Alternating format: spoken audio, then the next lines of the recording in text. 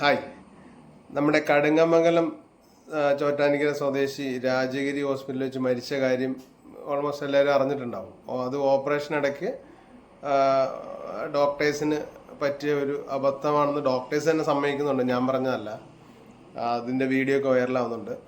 അപ്പോൾ എനിക്കൊരു കാര്യം പറയാനുള്ളത് എന്താ അറിയോ, നമ്മളൊരു ഓപ്പറേഷനൊക്കെ പോകുമ്പം നമുക്ക് ആ ഹോസ്പിറ്റലിൻ്റെ ഹിസ്റ്ററി, ഈ തരത്തിലുള്ള ഓപ്പറേഷൻസ് ചെയ്തിട്ട് എത്ര സക്സസ് ആയി എന്ന് അറിയാനുള്ള അവകാശം നമുക്കുണ്ട്, അല്ലേ?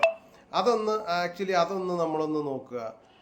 അതുപോലെ തന്നെ ആയുർവേദം നല്ല ഡോക്ടേഴ്സ് ഉണ്ട്. അപ്പോൾ നമുക്ക് സെക്കൻഡ് ഒപ്പീനിയൻ ആയുർവേദത്തെ കംപ്ലീറ്റ് തള്ളാതെ, അല്ലെങ്കിൽ അത് സമയമെടുക്കും അങ്ങനെയൊക്കെ തള്ളാതെ നമ്മൾ നല്ല ഹോസ്പിറ്റലിൽ, അതായത് അതും ഇതുപോലെ തന്നെ ഹിസ്റ്ററി നോക്കി എത്ര പേർക്കത് സക്സസ് ആയി എന്ന് നോക്കി അത് ഒരു നമുക്കൊരു ചാൻസ് ഉണ്ട്. അതായത് അത് നോക്കിയിട്ട് വീണ്ടും തിരിച്ചു വേണമെങ്കിൽ ഇംഗ്ലീഷ് മെഡിസിനിലേക്ക് വരാം. പക്ഷേ ഇതൊക്കെ നോക്കാതെ നമ്മൾ വെറുതെ ഒരു ഹോസ്പിറ്റലിൽ ചെന്നിട്ട് അഡ്മിറ്റായി ഇത് ഭയങ്കര ക്രിട്ടിക്കൽ ഒരു കേസായിരുന്നു എന്ന് ഡോക്ടേഴ്സ് തന്നെ പറയുന്നുണ്ട്.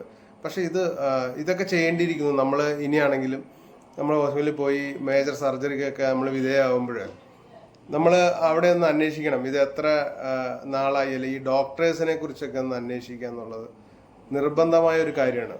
അല്ലെങ്കിൽ നമുക്ക് ആയുർവേദത്തിലാണെങ്കിലും നല്ല ആയുർവേദ ഡോക്ടേഴ്സ് ഉണ്ട്. അപ്പോൾ അതും കൂടെ നമുക്കൊരു സെക്കൻഡ് ഒപ്പീനിയൻ നമുക്ക് ചോദിക്കാം. എന്തായാലും അദ്ദേഹത്തിൻ്റെ ആത്മാവിന് നിത്യശാന്തി നേരുന്നു. അൺഫോർച്ചുനേറ്റ്ലി ആ കുടുംബത്തിന് ഒരാളെ നഷ്ടമായി. നമുക്ക് ഇനി അത് വരാതെ നമുക്ക് ശ്രദ്ധിക്കാം. അപ്പോൾ ഇതൊന്ന് ഷെയർ ചെയ്തേക്കുക. Okay, thank you.